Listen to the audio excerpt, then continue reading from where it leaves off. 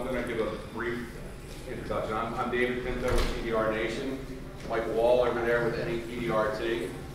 I'd like to say thank you for attending the seminar. It is probably one of the more important things that you're going to learn this weekend, hopefully. Scanning has become more of an issue than most people realize.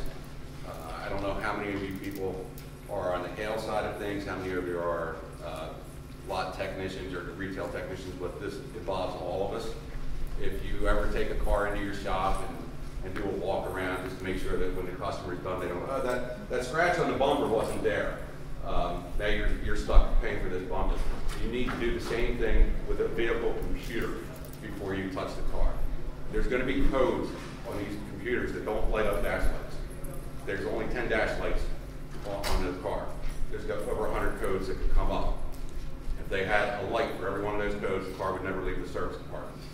Okay, so you're bringing a car into your shop or you're doing a car and you know that you're going to use your R9. If you're going to be unplugging anything, you're going to probably set off codes on a newer car. And when I say newer, I'm talking probably, what do you think, 2012 and newer? Maybe even older. Common saying 8 and up, but Okay. in my experience, about 12 and up's been pretty more. So what you're going to do is you're going to get a scan computer, a scan tool, diagnostic tool, and you're going to check the computer to see if there's any codes on that vehicle before you even touch it.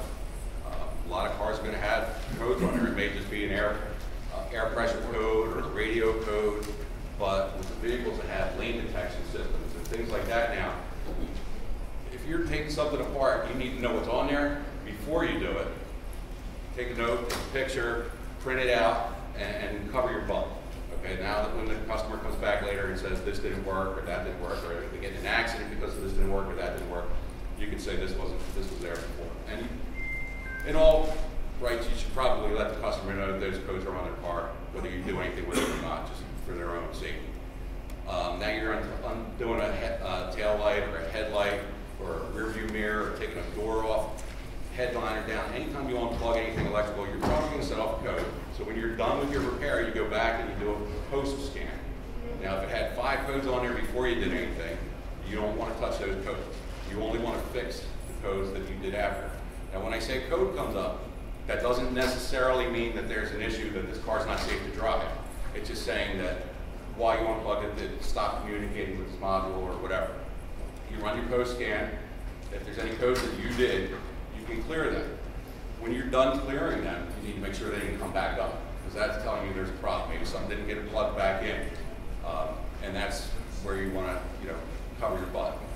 But that's the basis of why you need to pre-scan, post-scan a car, and it's mainly to cover your butt. And Mike's got a little more hands-on experience with working with the computer right now, because there's a lot of different scan tools out there. We'll get in and cover some of that later, but in this presentation, he's going to take the lead on it, so I'm going to hand it over to Mike Wahl. Mike Wahl, president of NAPDRT, non-profit organization. If you're new to the show, don't know anything about our organization or PDR Nation organization, feel free to look us up at the show, answer any questions you have. We're both non-profit. We're all about just helping our industry is what that boils down to that, just trying to be a voice for the independent techs. First thing we've got to go over is the rules. Avoiding violations of the antitrust laws, and that's the biggest issue for us being nonprofit, is we cannot talk about prices, what we charge, what we don't charge, what you should charge, what I should charge. And this is basically it. I got to cover my butt. We'll still go through it. Avoiding violations of the antitrust laws is the responsibility and legal obligation of the business owner. Any discussion of current prices or discounts with a competitor should be avoided in our industry. This includes discounts, time, hourly rates charged to insurance companies, individuals, fleet owners, dealers, or other shops for repairing vehicles. Surveys of prices, discounts, and costs are permissible, but only under strict guidelines and only if they are not part of a conspiracy to fix prices or otherwise restrain trade. Cost studies, which leads to price fixing or price stabilizing agreements, violate the antitrust laws. Remember, the prices charged must be calculated and determined by the business owner alone, and these prices should take into account the cost of doing business and include allowances for reasonable profit. This is, there you go. Scan tools. We're going to go over the basics. I'm going to treat every one of you like you've never seen a scan tool in your life. How many, raise your hand, have not used a scan tool? Excellent. How many use it on a daily basis or monthly basis? Perfect. Those are the guys, all you guys I want to talk to. Let's go on. So what is a scan tool? This is one of the earlier ones. That's called the brick. Pretty basic now, but back then that was pretty state of the art. What it would do is pull up the basic codes of an engine as far as the emissions. Electronics wasn't really introduced as much, but it still was there. But it was more on the engine side of the vehicle. This is the newest version of Snap-on's version, Zeus. We'll get more into this after the class. This is actually the machine that I use. I'll kind of tell you why I use this one versus some of their other line in this product line. And we'll go over why I use this and why somebody else uses that in our afternoon class. So feel free to swing in and hit that one too. Scan tools used to interface with, diagnose, and reprogram vehicle control modules. Does everybody know what a module is? I'm assuming not everybody does. Module is a little black plastic piece you'll see laying in the car somewhere. Could be the door, it could be by a tail light, it could be by a headlight, it could be by a hood. Module is an electronic system that will kind of relay the information out to the vehicle. We'll go more into detail on that. Scan tool is vital in repairing today's vehicles to pre-accident condition. Now when I say pre-accident, I should just say pre-incident for us, because hail is a more common procedure that you'll use this in. I use it in my daily door ding adventures. So it's not just hail, it's not just collision. It's anytime you're working on a vehicle, that scan tool should be kind of part of your arsenal, or at least be aware of it. And right there, it tells you a lot more than just what you what isn't working. Like, it'll tell you that this program is working well to make this headlight operate when it's supposed to. It'll tell you to make sure that this door is sliding correctly in the track, the lift gate is closing correctly and latching correctly.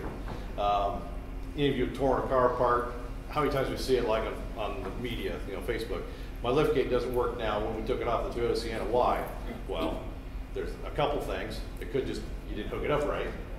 Could be you hooked it up right. Doesn't matter if you hooked the battery off or not. Guess what? It needs to be relearned. The latch needs to be relearned. Not the hinges, not the lift gate, the latch. And what that is doing is for security containment for the, when it's in a collision, to make sure that that latch is latched. So there's a lot of electronics in these vehicles, and it's not just one here, one there. I like to think of it as a whole spider web. When you're looking at buying a scanner, you need to know what you want it to do, but you also need to know what you need it to do. Go to the next one. The biggest thing, I get guys asking me, when do I need it? There's no lights on when I put a car back together. I'm fine. I was like, well, not really. There's so many, like Dave was saying earlier, there's so many parts of this vehicle that are connected together. There's no way they could put a light on for every part of that system on the dash. Dash lights are just dummy lights, and that's what they've always been, and that's what they're always going to be. Code. We talk about code readers and code scans.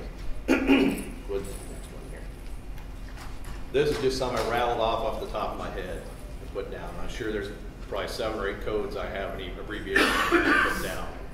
There's just a lot of information, and we need to be smarter than we were a year ago or 10 years ago to be consistently working on newer models, because every day it's changing just a little more, and it's all for our own good as far as the drivability and safety is concerned. Common ones that I think are important that everybody needs to know about, or at least be aware of. A mill, they'll say, what's the mill say?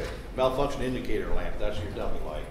That's what we all see when you got a little check engine light on the dash, you're like, oh crap, what's this gonna cost me? So once that's away, you go to your PID, your parameter ID, and there's another name that we call for it. And what that is like when you plug a scanner in, it'll say P0104, P this, E. Usually it's a 4-digit number. The letter in the front tells you where it's emission, for diagnostics to be like an E code, a P code, a body control code. So each letter and number is significant to the manufacturers. There is a common base of numbers And I don't want you guys to worry about any of that. I just want you to be aware of what's out there. DTC and BCM are more of what we look at on our side of the industry. We're not going to check for emissions. We're not trying to diagnose why it doesn't run good. We just want the car put back together and go down the road. All the lights work and the doors shut. Diagnostic trouble code is the common term you're going to hear day in and day out. That's what DTC stands for. That's what my scan tool, what I use to specifically to pull up is the DTCs is the way I look at it. The BCM is the body control module. There's an ECM, electronic control module. The body control module is what I can't say on every vehicle because I don't work on every vehicle, but I would say the body control module is 90% of what we deal with as far as bolt-on parts that we unbolt, headliners we pull out, side curtain airbags, that kind of thing. So the body control module is what's commonly on our side of what we have to worry about. Since 1996, OBD2, this is the plug-in you use. It's underneath the dash. It's usually within 2 feet of the driver's steering wheel. It's usually on the left-hand side, but not always. Some cars will be tucked up where you got to pull a little lever, a little flap down to see it. But that's what that looks like. That's an OBD2 control.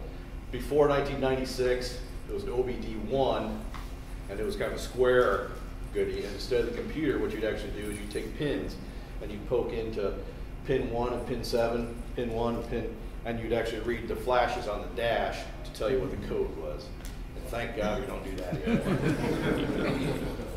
Yeah, that's over my head anymore. Let's boil it down to why is this so important? Well, the biggest thing is the liability, and that's the biggest thing, number one in my life. I want to know that I'm sending Mary Jo's minivan home, and her kids are going to be safe if they get in an accident. That's rule number one in my book. I don't care if I don't make $1 on it. I want that car to be safe when I'm done with it, even if it wasn't before. Proper repair procedure. It should be in everybody's repair procedure if you're doing any kind of dismantling or repairing on the vehicle. If you're taking a door ding out on a Chevy truck, it's probably not a big deal if you're just rolling down the window and pushing the dent out, no. But if you're taking the latch out to get in through there, you know what, that might have altered something, you just don't know. I don't know everything out there and I don't want to, so I'm going to use a scan tool to help me learn a little bit more than I did yesterday. Efficient. It saves me a lot of time in the long run. First thing I do when I pull a car and we're going to do a lot of work, I'll hook a scan tool up to it. Oh, it showed me, well, hey, their radio doesn't work, or this left front door is malfunctioning. Guess what? I'm not liable for that now because I'm going to print that out and give that to the customer and it's date and timestamp when I did this. So it should be a good practice if you can. Just do a pre-scan. And everybody's like, I don't need to do a pre-scan. Well, you don't need to, but you should. I think you need to. Pre-scan is going to show you what's on that vehicle personally, not personally, but right before you actually repair it, before you've done a single thing. That's the first thing you do. It's like turning on the key. You turn the key to start, you plug that in. Don't even start that car and pull it in yet. Let's just do it right in the driveway. What it's going to do is tell you everything that's on that car currently at that time. And that's the biggest thing after the liability, is I can sleep a lot better at night knowing that I didn't screw somebody's car up when I was done with it. Or that my R&I guy decided he had to go have a smoke break. He forgot to plug this in. I don't have to worry about him because it shows in my scan tool that every module is working correctly when I started. It's working the same as when I finished. That's what I was saying out there earlier. How many of you guys that do hail work have ever left a tool up underneath the headline? You don't know you left it in there until Or you work on it 2 years later. If you get, Hey, I just found your tool. if you miss a plug, it doesn't necessarily mean the dashboard light's going to come on. Yeah. So you don't know that there's a problem until there's a problem. And that car is either going to come back and the customer's going to say, hey, look, this hasn't worked right since, or in the worst case scenario, the car's in an accident. Yeah. And something doesn't perform the way it's supposed to. And you're in a world of trouble liability-wise, because whenever you work on these cars, there's a timestamp and a digital fingerprint. That was one of the terms I heard a lot at SEMA, was digital fingerprint. These cars communicate with the manufacturer. There's guys, ladies in here probably that have a vehicle, they can get a report on their cell phone about my tire pressure, my oil. There were guys in the collision industry that were talking about getting phone calls. 10 o'clock at night, how come you're moving my car? because they're getting an email notification. So when you're doing this stuff, you're leaving a digital fingerprint on this car. Whether there's codes on there or not, that car is communicating a lot of the times with the newer technology, with the manufacturer. So for them to trace it back isn't as hard as you would think. Whether you put it on the books or you did it cash on the side, if there's a problem, they can trace that back to where was that car at this date. Sorry, I didn't mean to disrupt. Nope, you're fine. Here's what I think, this is my personal opinion, but it's an opinion of many, what a scan tool needs to do. Well, let's first talk about a scanner and a scan tool. Common terminology is scanner. Technical terminology for me is scan tool. I think there's a difference between a scanner and a scan tool. Scanners will pull up codes, tell you what the OBD, what the dash light does, and the more common DTCs, diagnostic trouble codes. A scan tool is more apt to be able to repair and tell you how to repair those problems. We'll go over that. I'll show you a little demonstration on my scan tool of going through something. Yes? I have a question. So let's say you do set something up and it's Mercedes and it's 2 hours away, half hour away down the road. Are we towing that vehicle to that place if there is an issue so we don't have liability of an accident from I would. A to B? Absolutely. It's worth the $65 or $100. So what if somebody, God forbid, gets in a wreck between that shop and your shop or wherever, and the airbag doesn't go off, the anti-lock brakes doesn't work correctly? It's just not worth the cost, the liability. Yeah. What I like to see my tools do: functional tests and bidirectional controls.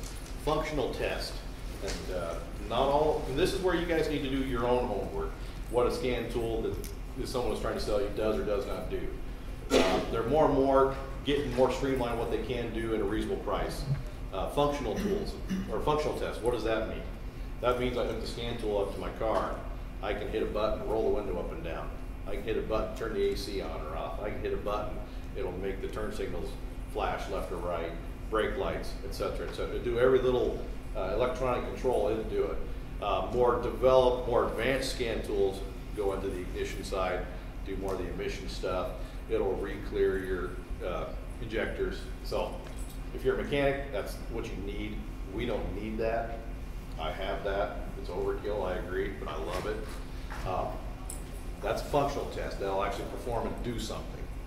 A bidirectional test is kind of the same thing, but it does it, I'd say left and right, in and out. You want to give power to something, like in the old days we had to roll a window up, we'd take 2 wires and hook it up to the jumper box or battery and get the window to roll up. The scan tool will do that as well. It'll roll it up and roll it down. That's bidirectional, 2 ways. So that's kind of, not every scan tool does every feature. So that's something, if they have both of those lines, they're usually together. If they're in that tool, that's definitely something that I think we in our industry need, because we need to be able to get that lift gate to go up and down on its own, make sure it's working correctly. Windows, doors, everything. Perform relearns and initializations. This is also important to us. If we have to relearn a liftgate latch that doesn't shut properly, if there's a window that doesn't close operate properly, moonroof, I won't say higher end, in my opinion it's usually higher end, but not necessarily. Do your homework.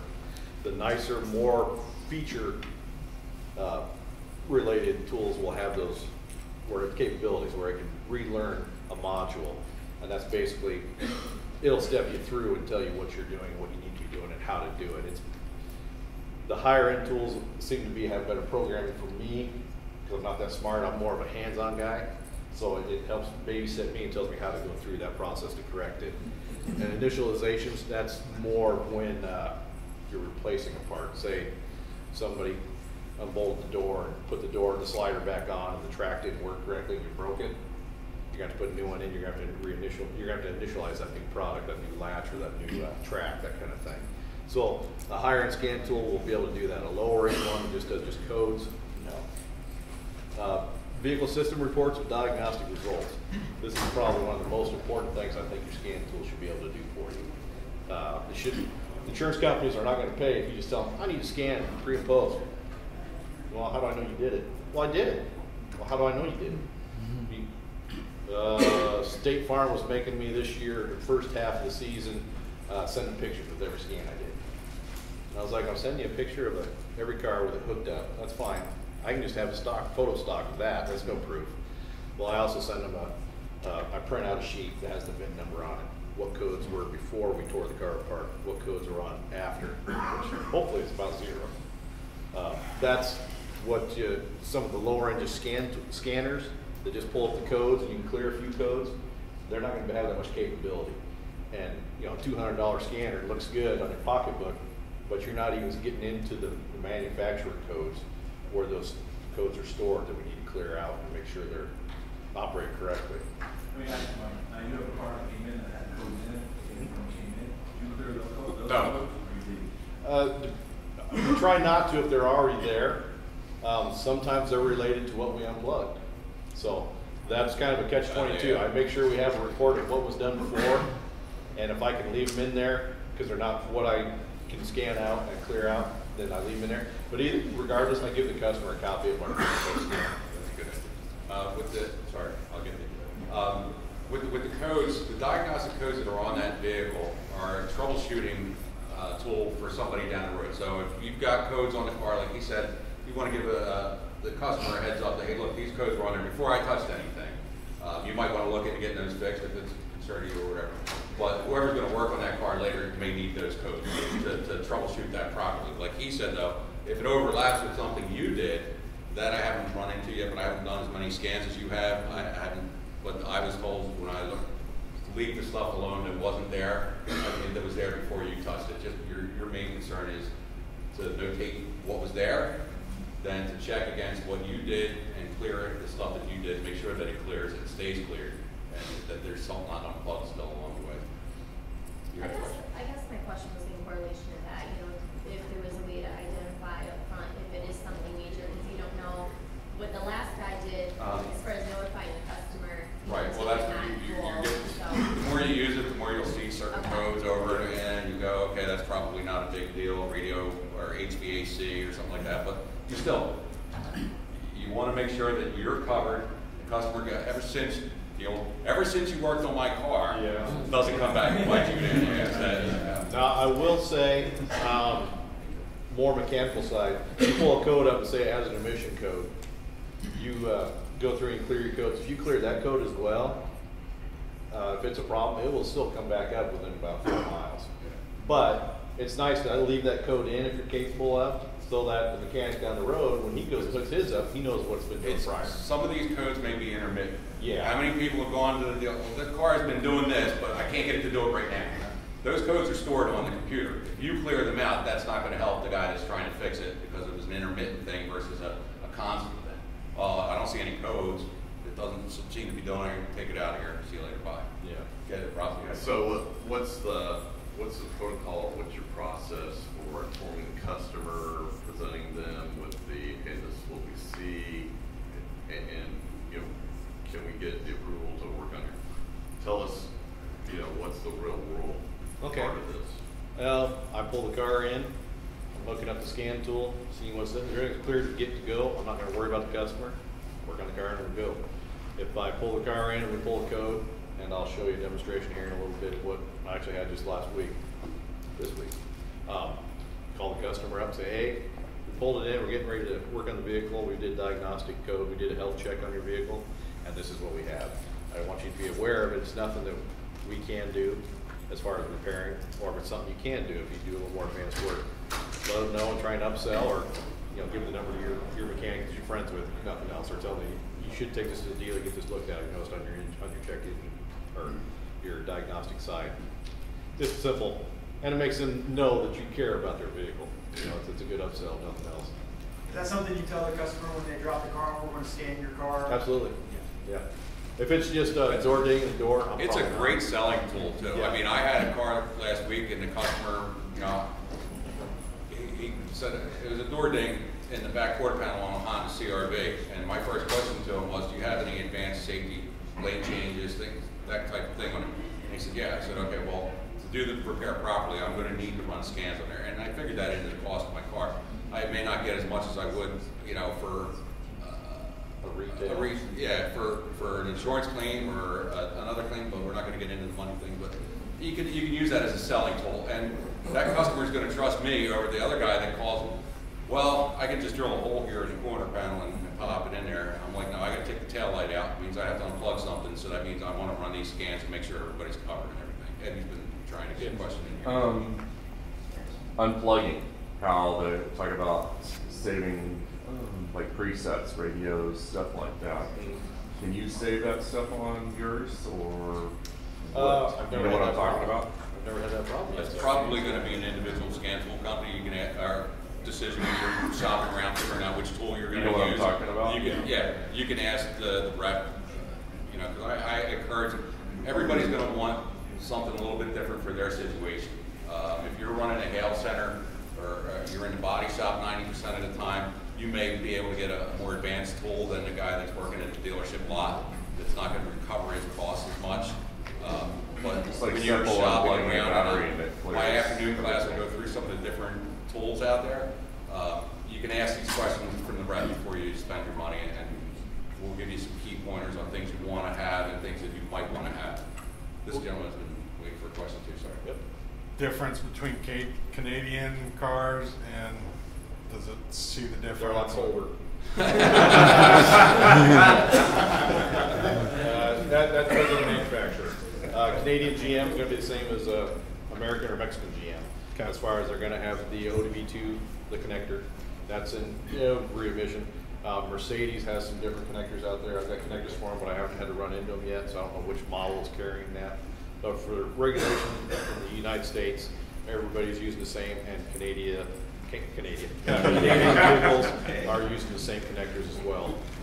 Software should be exactly the same. Aaron might have something. Aaron's from Mitchell back there. Just want to say something, as far as liability goes, if you're involved with a customer through insurance, make sure you're getting a signed release before you're disclosing any of that information.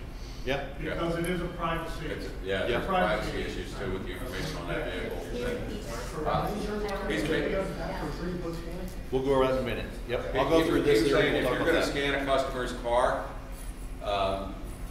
you want to get a, what was it? It's a signed release, basically, and it has to be a separate sheet of paper other than their normal authorization to repair. Because I've got that form, and I honestly the don't information on know. that car computer is like taking your cell phone. I'm going to run a scan on your cell phone. I have access to your personal information by having your vehicle. Electronics, this day and age, everything's got some kind of information. And the reason why he's saying something like that is I actually heard a discussion, and it's not really too related. I'm trying not to get too deep. But basically, there was a car that was totaled in an accident, and the insurance company wanted to come and take the car away. And there was a question as to who owns the information on that computer now. Does the insurance company own the information, or does the consumer that had that car? Because they could take that computer by, not saying they would, but in theory, they could take that car that they've just taken from total and check that black box and find out their side of what happened during the collision or their customers' driving habits. There's a lot of information in each computer. So that's why you're saying privacy right. You're accessing somebody's personal information, and you should get a police form. And that's a good idea. I'm sure we can bring that up to a couple guys and see if we can put together a standard police form. Yeah, I have one. Do you? Now we'll just go over a basic scan. This is my setup at the shop. This is my setup when I go out in the field somewhere or I'm at another shop. I do a lot of body shops. I work with a lot of body shops, and I do retail, and I do just minimal wholesale. So I'm usually in my truck 85, 90% of the time. The 15, 10% of the time I'm back at the shop doing my retail stuff. So this is my standalone unit. That scanner is this scanner plugged into the machine. Go ahead and click on the next one.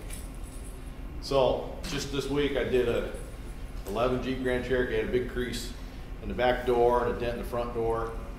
So I thought, well, I knew I wasn't going to touch, tear anything apart. I was just going through the window well, but we went and did a quick scan on it. We pulled it in. Okay.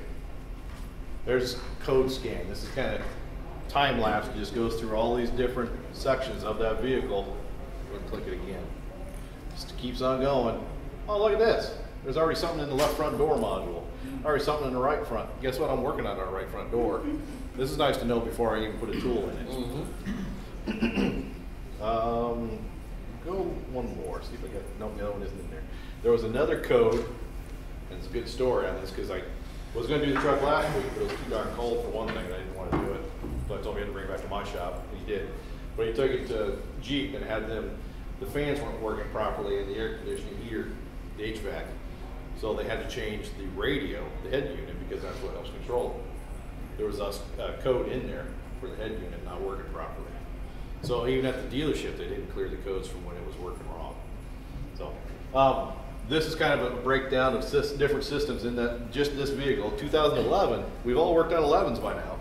This is all the different angles that you can work on with a scan tool to get in and see module, you know, module, you know, sensor, module, you know, that's how much electronics we're looking at, and we don't even think about it. Click at one more. What I do is I go into this code scan. I usually read, there's two sides to a car. There's the OBD2 side, health check, and there's a scanner side. The scan tool, I like to go on the code scan side because it pulls up more codes. The OBD2 side is more of the generic side that the cheaper scanners will read, but it doesn't read. When I do a code scan, it reads manufacturer specific codes. And this is the part that gets tricky. It's trying to realize what that is and how you see it. You don't see it unless you have the proper scan tool that brings it up for you. And that's the one that tells you that this door module isn't working correctly, or this is unhooked, that kind of thing. So you kind of see it's already confusing for everybody, I'm sure. It's like, man, I don't know nothing about this stuff. I just push nets. Go ahead. Yeah. This is some of the precautionary statements from different manufacturers. They do change throughout time. So if you just print one off from 2017 in February, it might be different, but 2018 February. So keep your eye on that. I'll give you a website at the end that has a good area to show you the basic general information from manufacturer specific statements saying. This one's kind of going over blind spot warning precautions. Let's see, I don't want to waste too much time so more questions going. It kind of breaks down and talks about the bumper covers being covered up. Yep. So on the sides, if somebody did a little body repair on a rear bumper, guess what? You might have thrown the collision avoidance system off. And if it doesn't work correctly and they get in a wreck, who's liable? Last guy that worked on it. So that kind of thing, just keep in mind, there's a lot more electronics in here than we realize. I think I got one from GM. GM's got one. They're telling you to go to their specific diagnostic software. The aftermarket scan tools can get into that information and give it to you as well as far as doing the scans. There are limitations for every tool. Not one tool is going to do every repair for you. It's not going to work on every vehicle.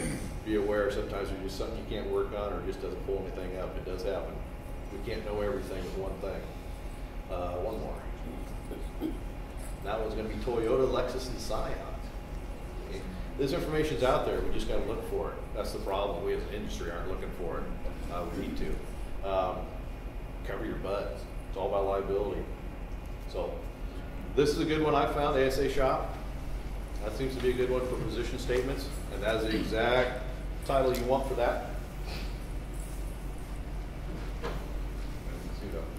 There's another good one is OEM One Stop. Yeah, One Stop? Yeah, there's several out there.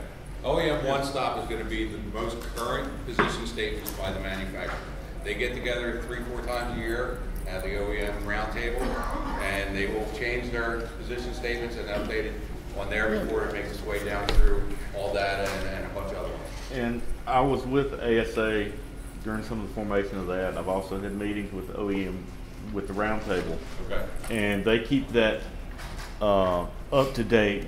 ASA was instrumental in getting the OEM roundtable performed because independents were claiming they couldn't get to the information. Well, that was the compromise to form the OE roundtable and to form the OEM One Stop. Some of that information is free. Some of you have to pay. Some of you can pay $2 or $3 for a day. Some of you can do a yearly subscription. But it has every single position statement for those companies, and they have all of the manufacturers listed. What's a position statement? I think I Position missed statement is basically your Chevrolet says this is how to do the repair procedure properly. This is their position on how this needs to be done. Oh, I see. Their position is like opinion, but it's also what we anybody that knows anything about the John Eagle collision case down in Texas what it came down to was basically not following the OEM recommended procedure.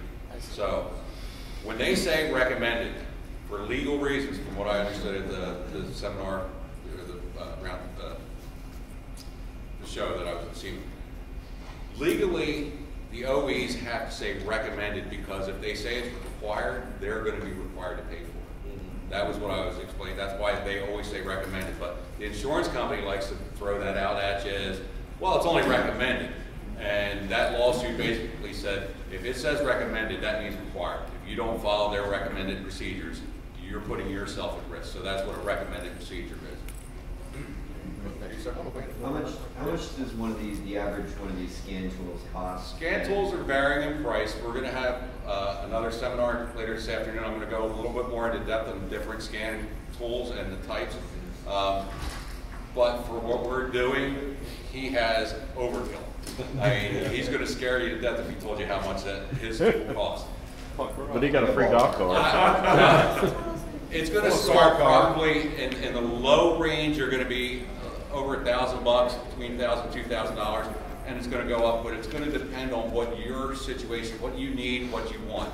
I would recommend anybody that gets one to have something that has that email option. I have a lower, not lowest end, but I have a lower end Snap-on tool that I bought before I started looking into this stuff too much. Okay. It'll read my codes and everything, but I have to take that scan tool to my laptop, plug it in, hook up to a website to print it out, or to email it out to somebody. So just little things like that are going to come into play on some of that. You need any more off here? If you come to the afternoon seminar, I'll get it into a little more detail on what each tool will do for you, what it won't do for you. There's not one tool out there that's going to do it all. It's just how it is. You need to find something that's going to fit with your business model the best you can. And there's just going to be times where, it's, like he said, you're not going to be able to read it. You may need to send it down to Mercedes 2 miles down the road. A lot of the calibrations on cars are just things that you're not going to be equipped to do. Unfortunately, I hate to say it, but a lot of dealerships that are supposed to, that you're sending it to, may not know what to do with it either. And then how are you communicating with the customer and not charge for that service? Depending on who your customer is. Is your customer the insurance company? Not the insurance company. You're dealing with the car owner is always your customer. I should clarify that. Yes. But is there a third party involved? Are you dealing with an insurance company? Are you dealing with a used car manager? Are you dealing with a retail customer? There's different ways to handle it for each of them. But again, for a retail customer, myself, No, either one. I'm not gonna beat them over the head. I don't want my scan time to cost more than my debt repair. So I'm going to tell them, hey, look, to do it properly, I need to do this. Now, whether I build that into my business model as a profit margin thing or just I'm covering my ass thing, that's up to you and your business model, how you want to do it. But we can get it. I have a couple classes this afternoon besides the scan tool one. We're going to have a class after that for advanced technology that's in the cars, getting into some of the stuff that's in these cars. And then after that, I'm going to have another class at the end is basically building a business model around all this new information and adjusting your business model. Okay. Okay, let's talk about me hooking the scanner up. How do I get paid for my pre and post and any diagnostics? Well, it's your business. You got to ask for one thing, or you got to tell them what you have to charge for. You've got to be able to justify what you're doing in anything. That's like taking the R&I times, doing the tail, like doing the moon roof. You got to justify it. Matter of taking pictures, emails, documentation. You got to justify. That's just point blank. How do you justify it? Well, like I said, with my scan tool, I can print off all the pre's, all the currents, all the posts. I can print off the customer. You put the customer database, the information. It shows the VIN on it. It shows whatever could be good or bad or indifferent. If there's something that was done like this Jeep I showed you where it had stuff before I even touched it, that's my vital proof that I didn't screw anything up when I got the vehicle. So it comes down to the liability and then just sleeping better at night, not having to have a customer call back and say, hey, this doesn't work now. Well, it didn't work before.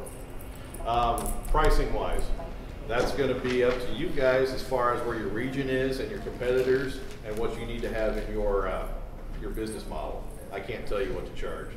I can tell you what our region is, but it wouldn't be the same in your region. It could be 2 apples, it could be 20 pineapples. Can you tell us what you charge? No. I could sometimes. Yeah. Do you do it by the hour or do you do it? Some will do it by the hour.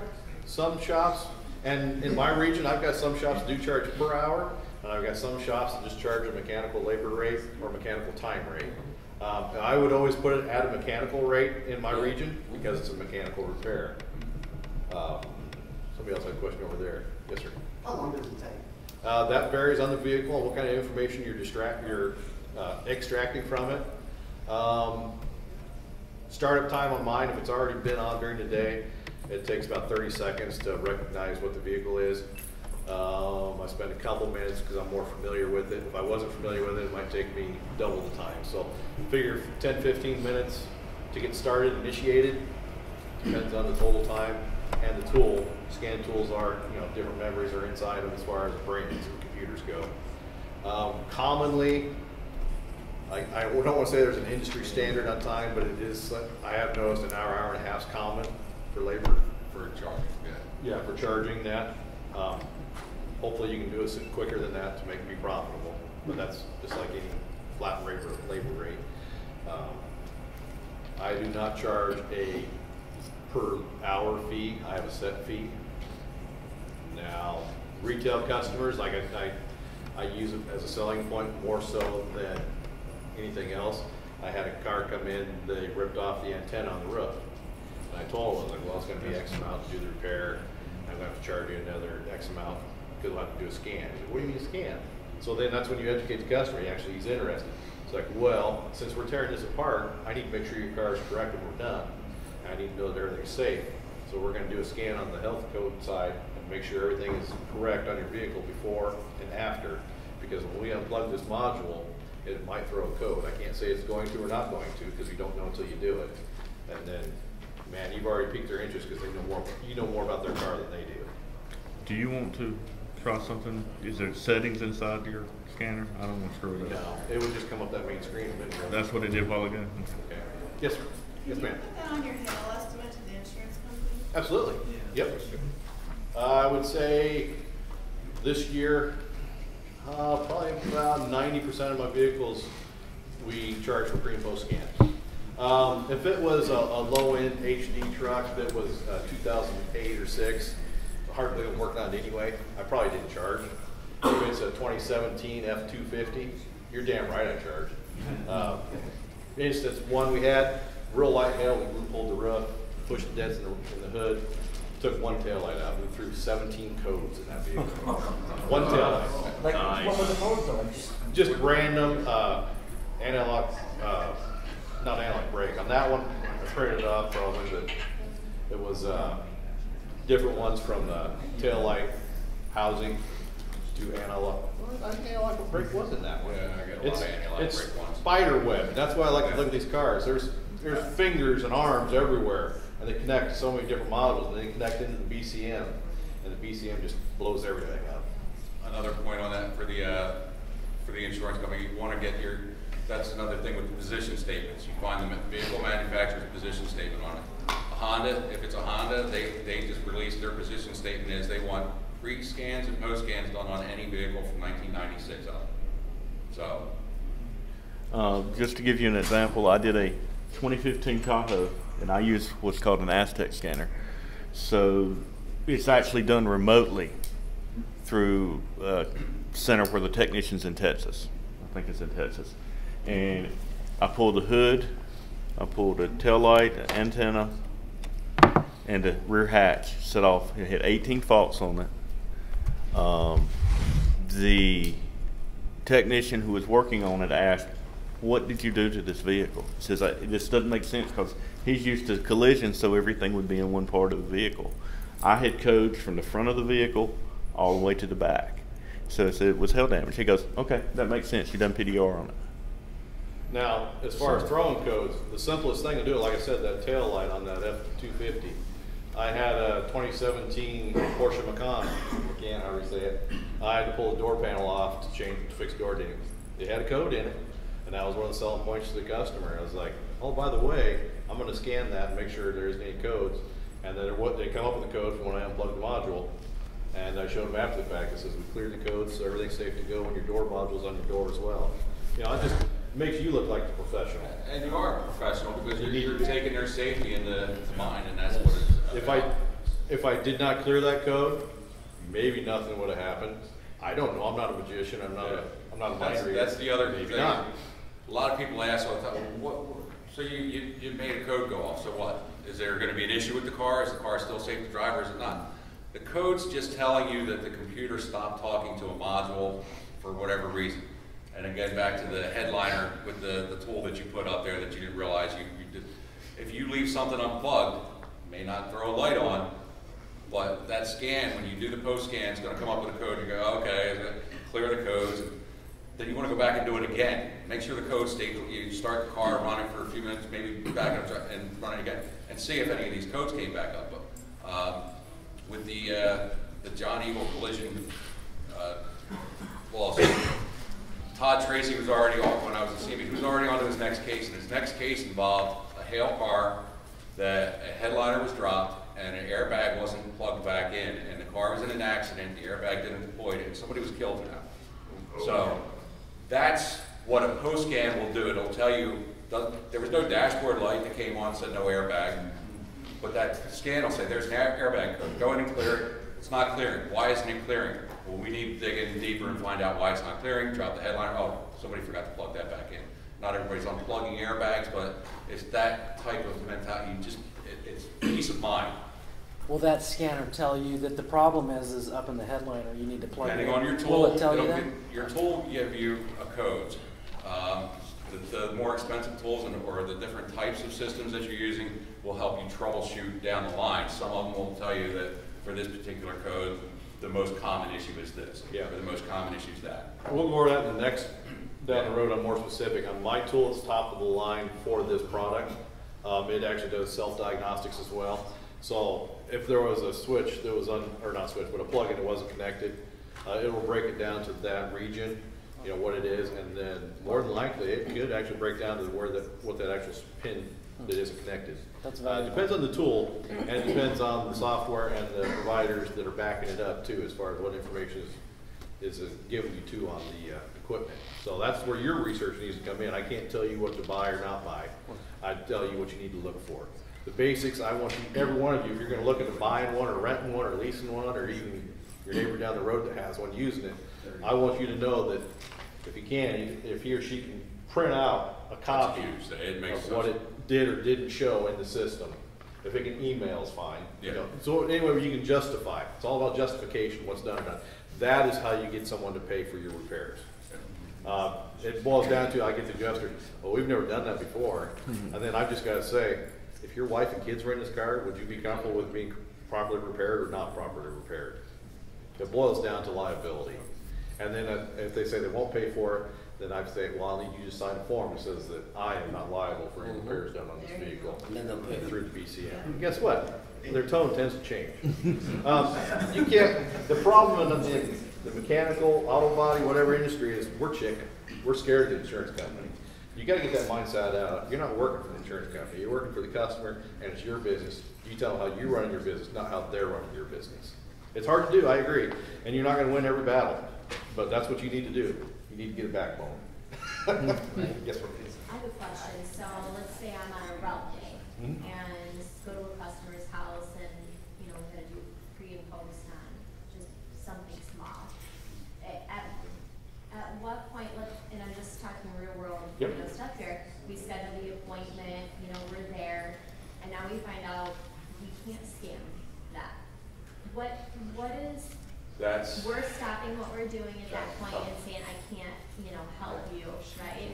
We're referring them to the dealership or whatever needs to happen. Is that? Are you comfortable? How do we know it's what tricky, does what? It's a tricky situation, and I ran into that. We'll cover it a little bit more when I talk on the other one with the scanner tools and the limitations on certain ones versus whatever. I believe me, I left people thinking I don't want to touch the car again, but you have to temper it. You have to use common sense and better judgment and stuff. It's hard because, like I said, there's no one tool that's going to make you go, I can sleep at night. This is mine. So we majority work on GM, Ford, Chrysler. Right. That's 99% representative. You're gonna want to ask maybe some questions quick, like, so you have too. Okay. I'm trying to get as much Yeah. information out here so everybody's just thinking about it. Okay. Quick question. If you're doing a wholesale gig, doing 300-400 vehicles on a lot, Yep. and your R9 guys are just blowing through those cars as fast as they You can. got a ton of liability on your. Yeah, that's all your liability. That's it. What do you want to do? You know, what are you comfortable with? Yeah. Let's say you're doing a lot for a GM dealership. You need to tell the boss up there, hey, these are gonna need scanned. Who's doing it? Yeah. If Figure we're that doing out. it, you're paying us for it.